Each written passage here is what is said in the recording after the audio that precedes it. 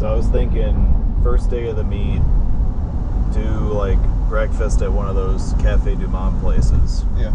Instead of doing a lunch, because we're not going to have that much daylight. How about morning call in City Park? What is that? Morning call used to be right across the street from Cafe Du Monde back 100 years ago, and they serve coffee and beignets. Same thing that Cafe Du Monde does, but morning call is in City Park. Okay. Oh wait, no, wait, they're not. They lost their lease in City Park, and Cafe Du Monde has a place in City Park now. Okay. I think that's how it worked out. Morning call used to be in the French Market, and then they were on 17th Street in Metairie across from Lakeside Mall for 40 years. And then they got this place in City Park when the city decided to lease it out. And then they got screwed is what happened. And they lost the lease. There was like lawsuits and shit. And I think Cafe Du Monde ended up with it because morning call is now on the corner of City Park Avenue and Canal Boulevard.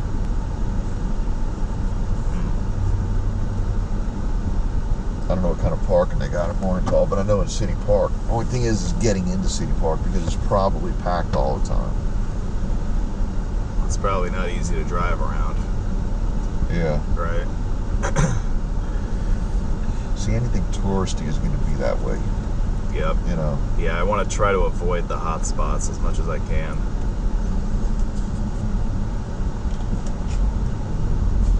Just trying to think of what else is... See, because I want to do something that's like easy, like counter serve kind of thing. And as I said, it's got to be like a breakfast oriented place because we're doing it in the morning. But I also want to do something that's more like a New Orleans thing. Yeah.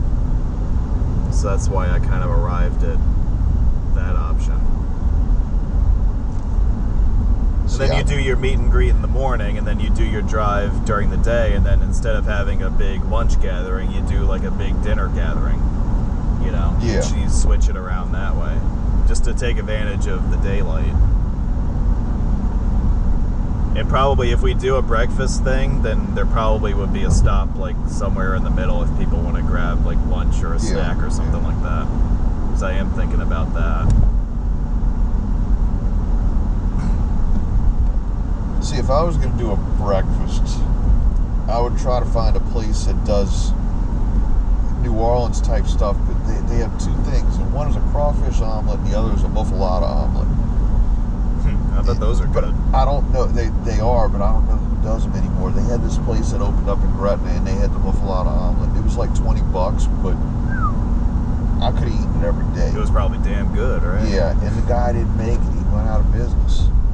And he was right by the courthouse, and I think he had located there because he was going to try to get the catering for the juries and stuff like that, and I don't think he was able to do that, and I think that's why he didn't make it. So they got this place called Courthouse Cafe, and they actually have a room where they'll go and, seat the juries for lunch. Oh. And they'll cater, they'll bring in sandwiches and stuff like that.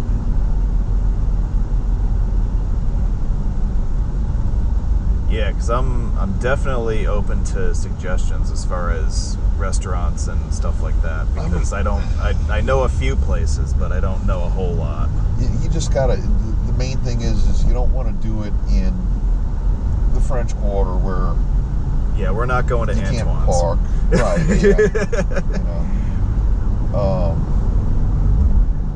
Although that would be nice. Although I don't know that we would be able to be as upscale as necessary there. Well, yeah, I think you probably got to put on a coat and tie for Antoine's. Jackets are required, yeah. Could you imagine a bunch of road geeks showing up to a dinner at Antoine's? I think we took a wrong turn somewhere. Yeah. It'd be like Cousin Eddie from National Anthem. Shooter's full.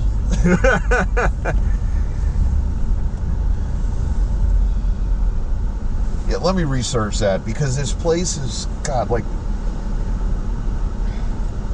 Lyuz is by the track, but it's in a horrible neighborhood, and I'm not sure they're still in business. Oh, the racetrack? Yeah. Or the fairgrounds? Yeah, it's out in that area. Okay. Yeah, I was thinking more like in Metairie / Kenner. It would be better to do it. And then on the other day, like somewhere in either Tarrytown or Gretna. Yeah. Something like that. Because that's where the hotels are that people are going to be staying at, too. Oh, really?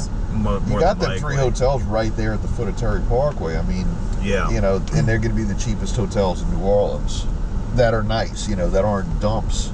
Yeah. You know, you got the Oasis, you know, you can tell people to book rooms at the Oasis, and that's where they film scenes from NCIS New Orleans every time they had a dead whore in the dumpster. Oh, jeez.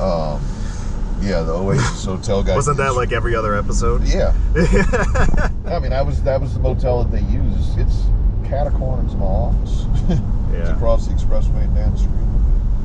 Yeah. But no, those 3 motels, those 3 hotels are nice, and they're probably going to be the cheapest thing you're going to find. It's not Fleabag. Yeah. And bearing in mind that even Oasis gets like $100 a night. Yeah, but that's actually a bargain. Yeah.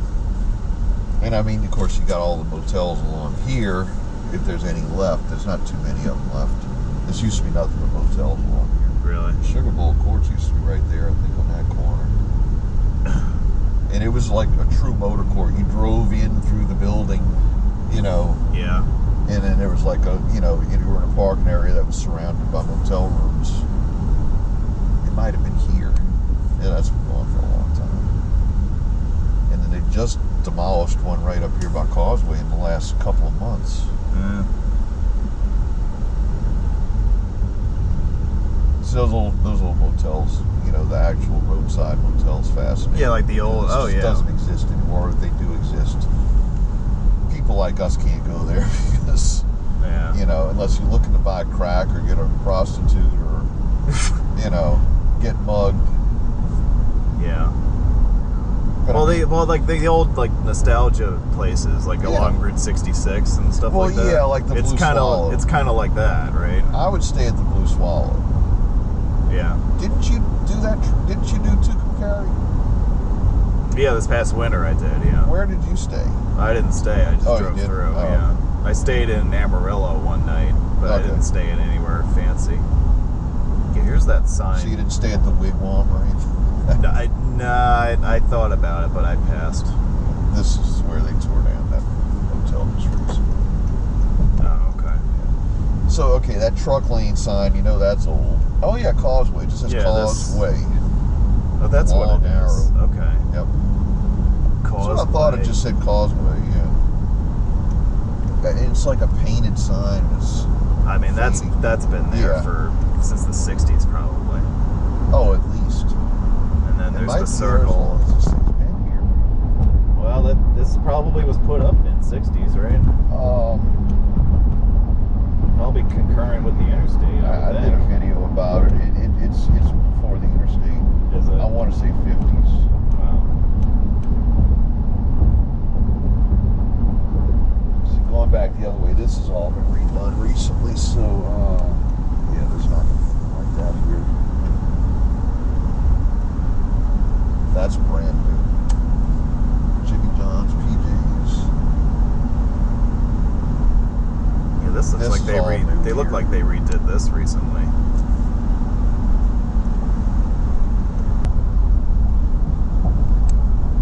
Now this used to be a gigantic shopping center that was all open air, and it was on 2 sides of Dixon Avenue, or Dixon Street.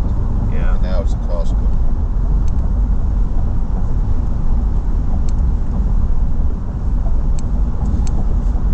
Yeah, so, because at some point with this bridge thing, we're going to have to make a decision whether we're going to go for it or not.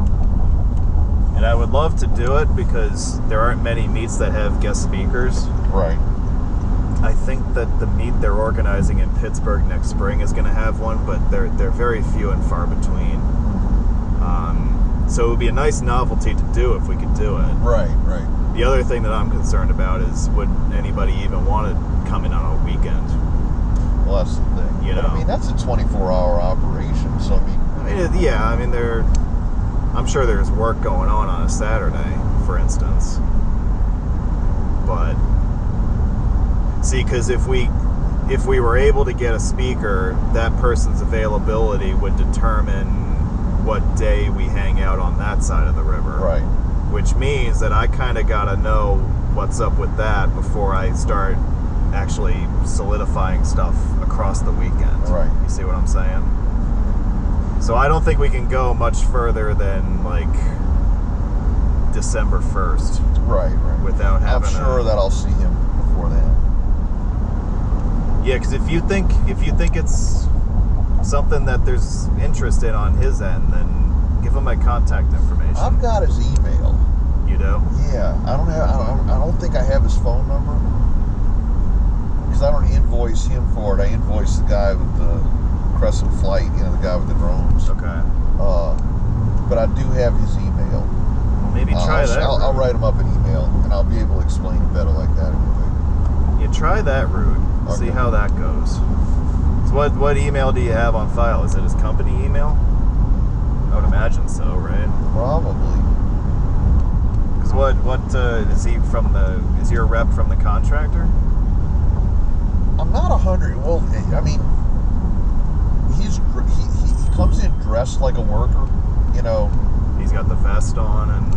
Well, no, he's usually got the vest off, but I mean, he's not dressed like an executive.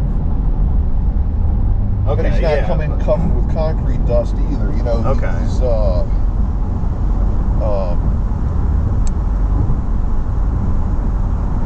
Okay, so this is probably somebody from the contractor. Then. Right. I'm sure he's some kind of a supervisor or something that's on site. Yeah. Well, that's the kind of person I would want to have as a speaker.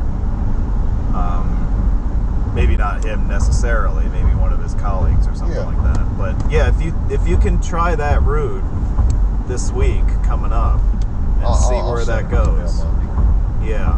Or Tuesday. I'll be in office Monday. And then if it goes well, you can copy me on it, and we can take it from there.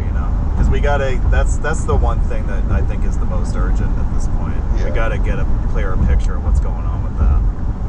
Because if that falls into place, then everything else can fall into place around it. Right. And then it's easy from there. So I think the route that we've been taking since the airport is kind of what I'm thinking about doing. Yeah. Like you get on here, you treat people to the view of downtown, and then you take them out this way.